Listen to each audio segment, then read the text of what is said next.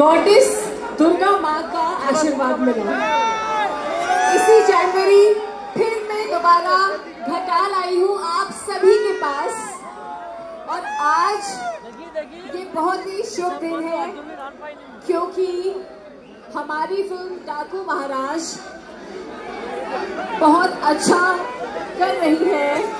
आप सभी ने इतना प्यार दिया दाबिड़ी दिबड़ी को और हमारी फिल्म डाकू महाराज को कि ये ऑलरेडी बता चुके हैं कि कितना अच्छा रिस्पॉन्स मिला है फिल्म का। सो आप सभी का मैं तहे दिल से शुक्रिया कहना चाहती हूँ। I love you Ghatal. अरे सुबह आई लव यू बोलो। और मैम पहली बात तो ये है, ये लोग ना आई लव यू में सभी स्टॉक्ड हैं। मैं एक बार चाहती हूँ बंगला में बोले आमी तुम्हाके भालोबाशी, आमी तुम्हाके भालोबाशी। जोरदार तालियां।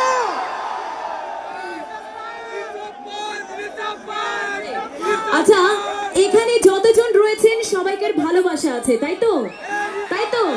তো আপনাদের তরফ থেকে আমি দুটো কথা বাংলাতে ওনাকে দিয়ে বলাবো, রাইট? इनसे पूछना होगा আপনারা কেমন আছেন? How are you all? আপনারা কেমন আছেন? আপনারা কেমন আছেন?